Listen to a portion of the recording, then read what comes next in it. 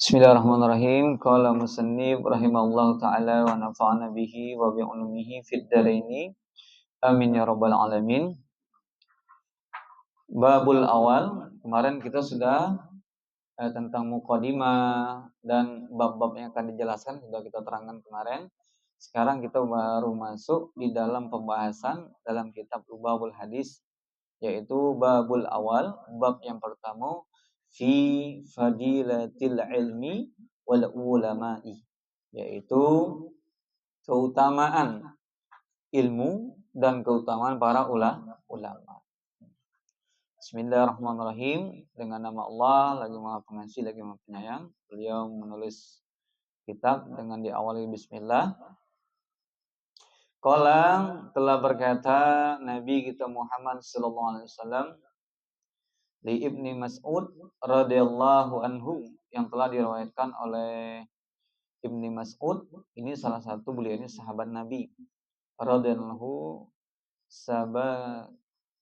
sahabat yang di awal juga masuk Islam, yang ikut Nabi. Ibnu Mas'ud, beliau ini termasuk orang yang sahabat yang banyak memegang rahasianya Nabi, dan beliau ini termasuk khadimnya Nabi, sering membantu Nabi sallallahu alaihi wasallam. Beliau ini orangnya kecil, betisnya kecil. Suatu ketika beliau pernah manjat pohon korma, kemudian ada angin, terpa angin. Kemudian sahabat di bawah tertawa, nengok Ibnu Mas'ud. Kemudian Rasulullah mengatakan, wahai, ketahuilah, seandainya ditimbang kaki Ibnu Mas'ud ini dengan gunung Uhud, maka lebih berat kaki Ibnu Mas'ud, karena amalnya luar biasa dan keimanannya luar biasa. Disitulah kita tidak boleh memandang daripada fisik seseorang. Bahkan Nabi mengatakan, innallaha la yanzuru ila suwarikum wa amalikum. Sesungguhnya Allah tidak memandang daripada amal kalian dan bentuk kalian. Innallaha yanzuru, sesungguhnya Allah itu memandang kepada niat kalian dan apa yang ada di dalam hati kalian. Jadi fisik ini bisa menipu, amal ini bisa menipu, tapi yang Allah pandang adalah hati kita. Niat kita tujuannya apa, dan apa yang di dalam hati kita, itu yang dipandang Allah Subhanahu wa taala.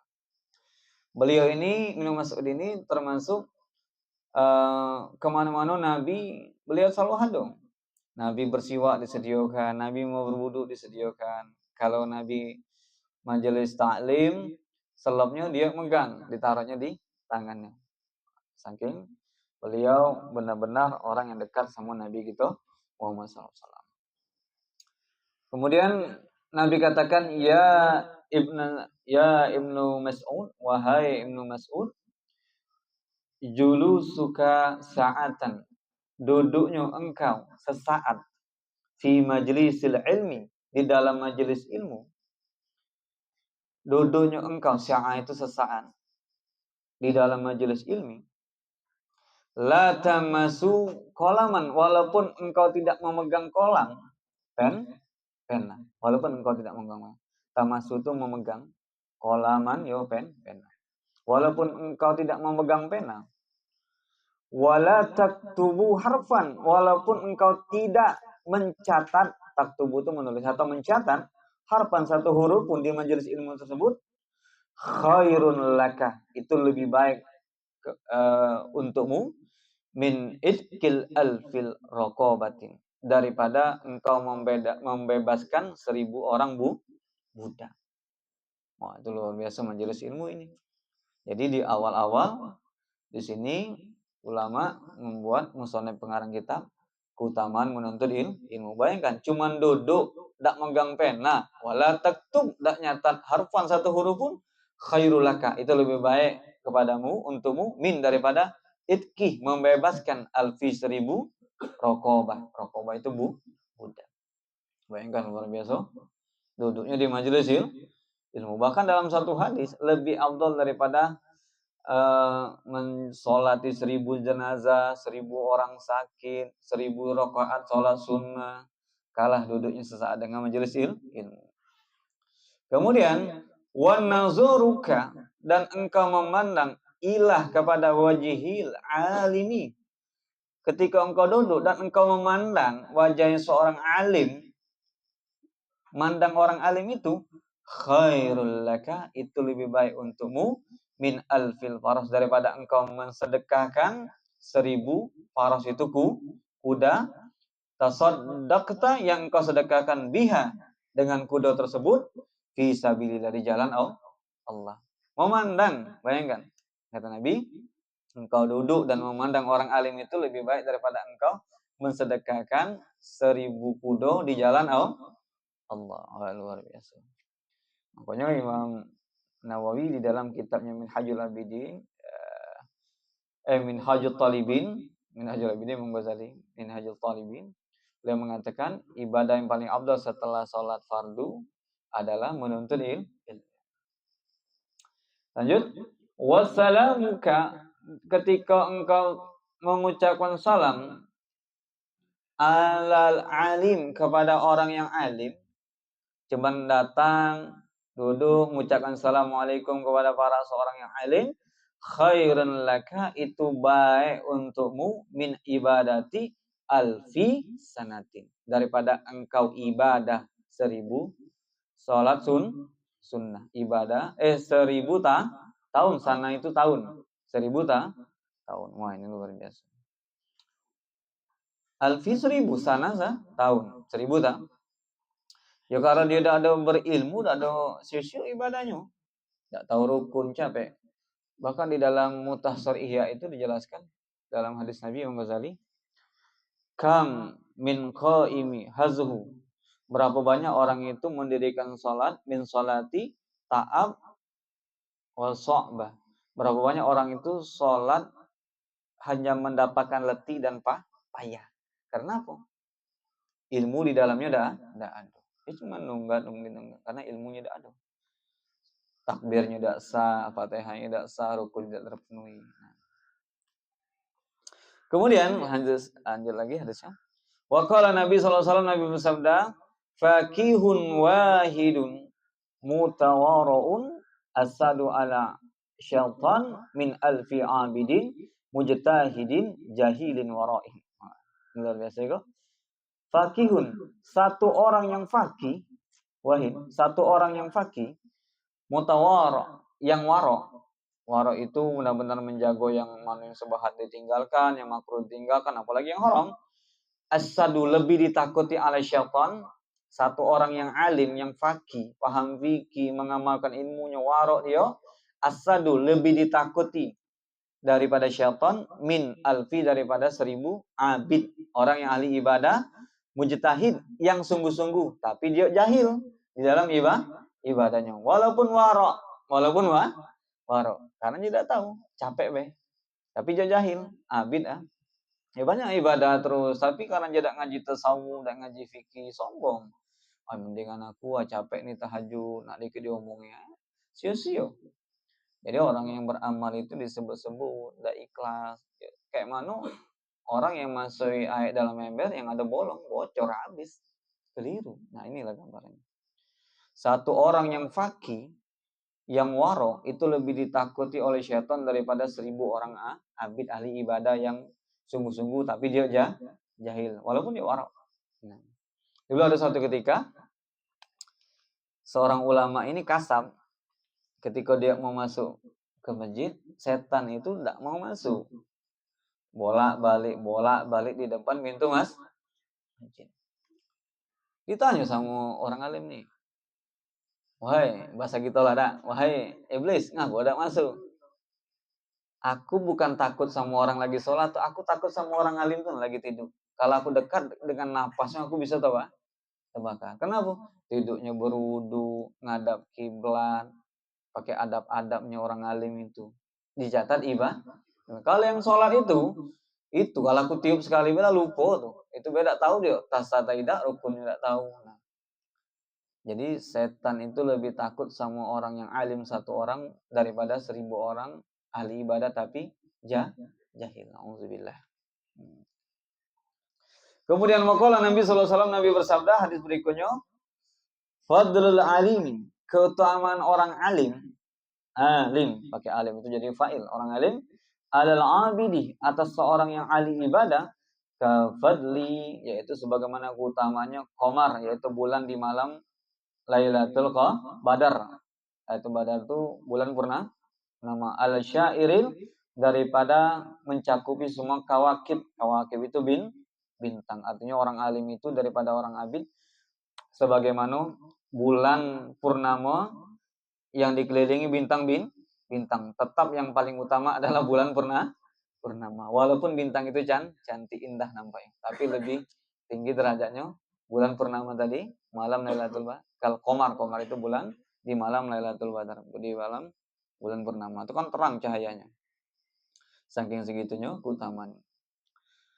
Cuman ibadah yang paling pahalanya besar ya ngaji, dan paling sedikit juga orang yang mau ngaji, dan paling berat juga tantangannya dalam keadaan lelah, capek balik kerja, sudah tuh ngaji lagi, padahal pahalanya besar. Pahalanya besar. Bahkan satu hadis itu pahala haji dan umroh pun ada di sini. Kalau orang yang perginya ke masjid dan untuk ilmu. Kemudian waqala Nabi sallallahu alaihi wasallam bersabda, "Man intiqala, barang siapa yang berpindah liyata'allama, untuk belajar ilman, ya ilmu. Nak pergi aku nak ke sana untuk yata'allam, belajar ilmu, ilman itu ilmu. Ghufira lahu, Allah ampunkan, pakai ghufira, naibul fa'il, ghufira. Diampunkan lahu bagi orang yang berpindah tadi, qabla, sebelum, bahwasanya tua, sebelum dia melangkah. Baru nak pergi sebelum dia melangkah dosanya ghufira lahu, diampunkan. Jadi luar biasa fadilahnya. Bayangkan, langkahnya itu penghapus Makanya tobat yang paling jitu itu ngaji. Dan cukup istighfar wae. Ini keliru kan? Tobat istighfar, sholat. Ngaji ini paling luar biasa. Bahkan malaikat memetangkan sayapnya, yastaghfiruhu, malaikat meminta ampun kan kepada orang yang duduk di majelis ilmu. Kemudian ini hadis untuk menuntut ilmu ini ada 10 nih, luar biasa. Kalau kita buka lagi dalam hal kita lain, lebih lagi daripada ini. Waqala Nabi sallallahu alaihi wasallam, Nabi bersabda, akrimul ulama, muliakanlah para ulama. Jadi ulama itu tidak minta dimuliakan, cuman memang diperintahkan Nabi kita untuk memuliakan mereka, karena al ulama warisatul anbiya. Ulama itu waris para nabi. Al anbiya la yurisul dinar wala dirham. Para nabi itu al anbiya, nabi tidak mewariskan dinar dan dirham, tapi nabi wariskan ilmu.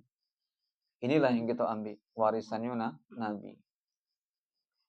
Akrimul ulama, muliakanlah para ulama, fa innahum, maka sesungguhnya mereka itu indallah, di sisi Allah, kurama'u makrumun, mereka itu dimuliakan juga oleh para malaikat. Jadi muliakan para ulama, sehingga mereka itu di sisi Allah mulia, dan mereka itu dimuliakan juga, makrumun itu para malaikat, dimuliakan juga oleh para malaikat. Bayangkan, Allah itu punya malaikat yang tugasnya berkeliling setiap hari untuk mencari halaqah majelis seperti ini. Nanti ada dia bentangkan sayapnya. Ketika dia bentangkan sayapnya, ya Rob, itu ada majelis ilmu, ya. Apa keinginan mereka? Mereka ingin diampunkan dosa-dosa, sudah ampunkan dosa mereka. Jadi keluarnya kita dari majelis ilmu, makanya kita dengan hati tenang, ibadah itu semangat, karena dosa-dosa diampunkan. Bahkan tadi sebelum dia melangkah, dosanya sudah dihapuskan. Luar biasa. Maka dalam majelis ilmu ada ketenangan, karena di sini malaikat itu memang membentangkan sayapnya, menaungi untuk orang yang duduk di majelis ilmu. Kemudian maka Nabi SAW bersabda, man nazzara ilal wajhil alim, barang siapa nazar itu yang memandang kepada wajahnya orang alim, nazratan, dengan pandangan, fafariha itu atau farhan itu senang, dengan gembira. Ketika nengok orang alim itu senang hatinya. Ini hati bersih, senang dia. Ada orang tuh nengok orang alim benci dia, na'udzubillah. Ini termasuk Abu Lahab, Abu Jahal, na'udzubillah. Nazarat nazratan fafariha, memandang dengan rasa senang, gembira. Biha, maka dengan itu, dengan kesenangannya tersebut, dengan pandangan tersebut, khalaqallahu ta'ala, maka Allah akan ciptakan, khalaqal itu Allah ciptakan, Allah ya Allah ta'ala yang maha tinggi, mintilka, daripada itu, nazrati, pandangan tersebut, malakan, malaikat, yastaghfiruhu lahu, dan akan meminta ampunkan, ila yaumil kiamah, sampai hari kiamat. Nah, datang nih ada orang alim senang gitu. Nah, dari kesenangan gitu akan Allah ciptakan para malaikat, yang malaikat itu yastaghfiruhu lahu, beristighfar untuk kita kepada orang yang memandang tadi sampai hari ila yaumil kiamat. Bayangkan, luar biasa. Luar biasa. Kemudian waqala Nabi sallallahu alaihi wasallam, Nabi bersabda, "Man akrama aliman." Barang siapa yang memuliakan seorang yang alim, dimuliakan orang alim tersebut, faqad akramani, maka sungguh dia telah memuliakanku, kata Nabi. Barang siapa yang memuliakan orang alim, maka sungguh dia telah memuliakanku, kata Nabi. Waman akramani, barang siapa yang telah memuliakanku, kata Nabi, faqad, maka sungguh akramallahu, maka sungguh dia telah memuliakan Allah. Jadi Nabi itu wasilah. Waman akramallahu, barang siapa yang telah memuliakan Allah, wahul jannah, maka tempatnya di surga. Pak mawahu itu artinya maka tempatnya jannah, ya surga. Barang siapa yang memuliakan Allah, maka tempatnya di surga. Jadi simple. Makanya ngaji ini pahalanya luar biasa. Bayangkan kita nengok fadilah-fadilah ini udah luar biasa. Kalau kita baca Quran, anak rasul kita tidak sanggup. Nah, sholat tahajud palingan berapa rakaat, sholat duha berapa rakaat. Jadi kumpulilah amal kita dengan ngaji. Simple, ada kopi, ada gorengan, dan enggak juga kadang kelewatan yang gratis, apa lagi? Nah, bisa merokok pula lagi kadang, kelewatan kan enggak. Di rumah sakit kepala nengok TikTok terus, Bang Haji. Sakit kepalanya nengok TikTok terus ya.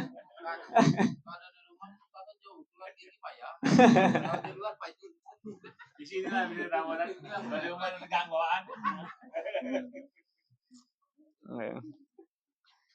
Kemudian sedikit lagi.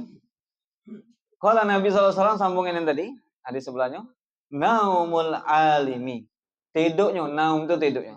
Tidurnya seorang yang alim, afdalu, lebih afdal min ibadatil jahili. Orang alim itu tidurnya lebih afdal daripada ibadahnya orang jahil. Tidur, wudhu dulu, ngadap kiblat, baca kulhu, al-falaq, anas, ayat kursi sambil la ilaha illallah. Jadi kalau bisa sambil tidur baca la ilaha. Seandainya kita mati, berarti akhir kalam kita apa? Dalam hadis apa?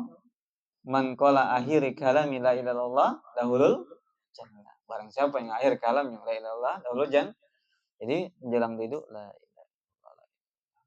Tidur sambil membaca itu.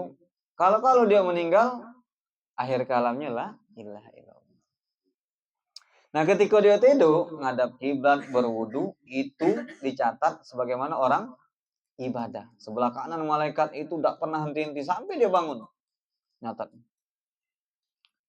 Kalau orang, di sini katakan tadi kan afdalu min, daripada ibadahnya jahil. Kalau dia, kan banyak tadi dalam hadis tadi kan berapa banyak orang yang mendirikan sholat dapat letih dan payah. Karena dalam sholat ada rukun-rukun. Oke lah, kadang syaratnya terapun tidak pernah ngaji tasawuf, artinya ada kebencian. Sholat Allahu Akbar, sebelah musuhnya kurang ajar. Udah nih, salah pula aku sini.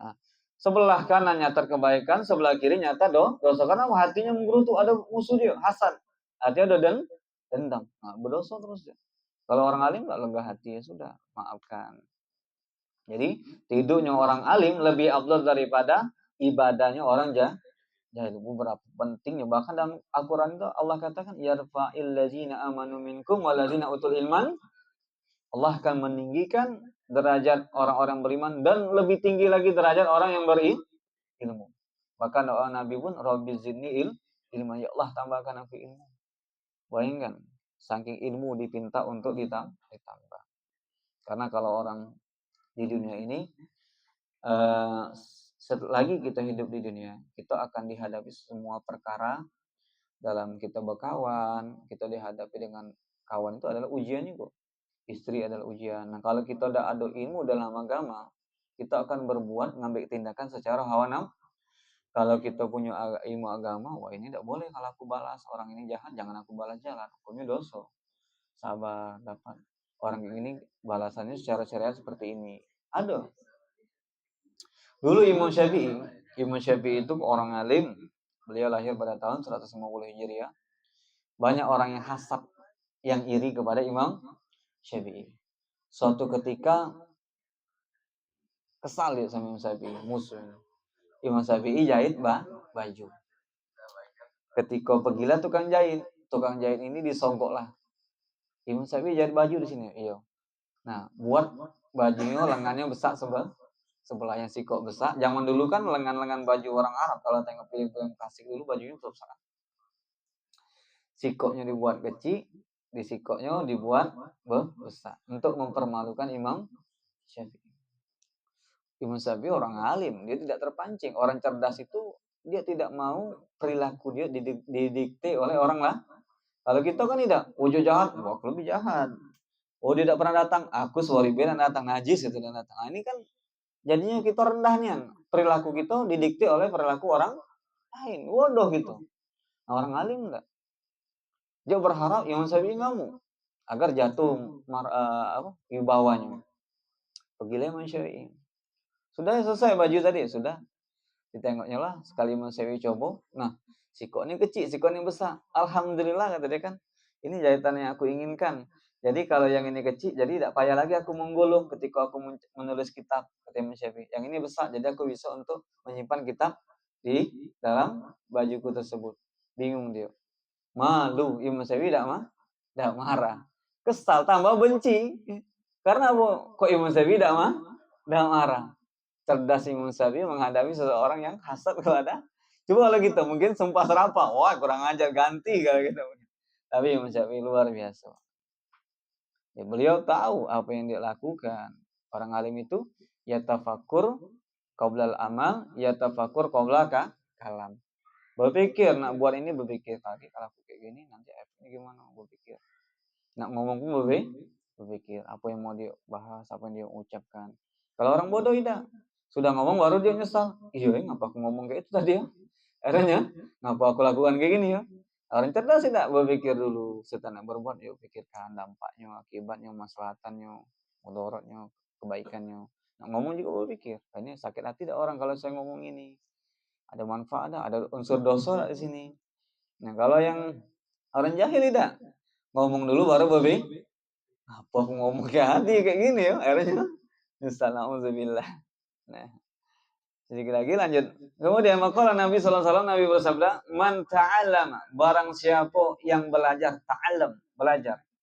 Ta'lim kalau bahasa gitu. Barang siapa yang belajar baban minal ilmi, satu bab ilmu. Barang siapa yang belajar satu bab ilmu, ya'malu, kemudian dia amalkan bihi dengannya ilmu tersebut, atau lam ya'mal, atau dia tidak mengamalkannya. Tapi lebih bagus dia diamalkan. Lam ya'mal, atau tidak diamalkannya. Bihi dengan ilmu tersebut. Karena maka orang ini adalah afdal, lebih afdal min, daripada bahwasanya yusolli salat alfa rakaatin tatawuan, daripada dia salat 1000 rakaat salat tatawu, itu salat sunnah. Barang siapa yang duduk di majelis ilmu, belajar satu bab ilmu, kemudian dia amalkan atau dia tidak amalkan, ini lebih baik daripada orang itu sholat 1000 rakaat sunnah. Kita bayangkan satu bab ilmu dapat, fikihnya dapat, hadisnya dapat. Kemudian waqala Nabi sallallahu alaihi wasallam, Nabi bersabda, "Man zara, barang siapa yang menziarahi, yang mengunjungi aliman, orang alim." Zara itu mendatangi, mengunjungi seorang yang alim, faka'an nama, maka seolah-olah dia telah zaroni, menziarahi, mengunjungiku. kata Nabi. Barang siapa yang menziarahi orang alim, yang mengunjungi orang alim, yang mendatangi orang alim, faka'an nama maka seolah-olah zaroni dia telah menziarahi aku, kata Nabi sallallahu alaihi wasallam. Karena Nabi tidak kata lagi, al ulama warasatul anbiya.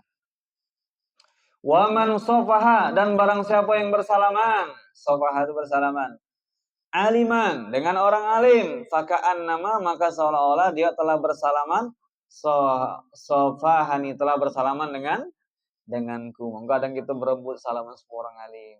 Barang siapa yang bersalaman dengan seorang alim, maka dia telah bersalaman denganku, kata Nabi kita Muhammad sallallahu alaihi wasallam. Wa man jalasa, dan barang siapa yang duduk aliman dengan orang alim, faka'an nama maka seolah-olah jalasani dia telah duduk denganku fidun di dunia ini. Wa man jalasani, barang siapa yang telah duduk denganku fid dunya ajlas tuhu maka dia akan duduk denganku ma'i bersamaku yaumul qiyamah, di hari kiamat nanti akan bersama, kata Nabi. Jadi inilah keutamaan hadis menuntut ilmu dan keutamaan seorang yang alim. Banyak masih sebenarnya, kalau ini baru sedikit, 10 hadis ini masih sedikit. Jadi begitu luar biasa duduk majelis ilmu, berjumpa kepada orang alim. Jadi kita luar biasa. Bahkan ada satu ulama, beliau ini sudah ngarang kitab banyak, tapi beliau tetap ngambil istifadah, duduk juga di majelis ilmu, ketawaduan mereka. Karena mereka ingin mendapatkan fadilah duduk di majelis ilmu. Jadi luar biasa. Nah, saking segitunya fadilah besar duduk di majelis ilmu. Jadi rugi juga kalau kita di majelis ilmu perbanyak doa, minta ya Rob, mudah-mudahan aku berkah, aku ngaji, anak aku jadi orang soleh, istri aku nurut, rezeki aku mendapatkan barokah. Jadi apapun yang kita niatkan untuk majelis ilmu, di majelis ilmu akan kabul. Ya Allah, berkahnya aku ngaji, mudah-mudahan keluargaku sehat selalu, engkau ridhoi. Jadi rugi kalau kita tidak banyak berdoa.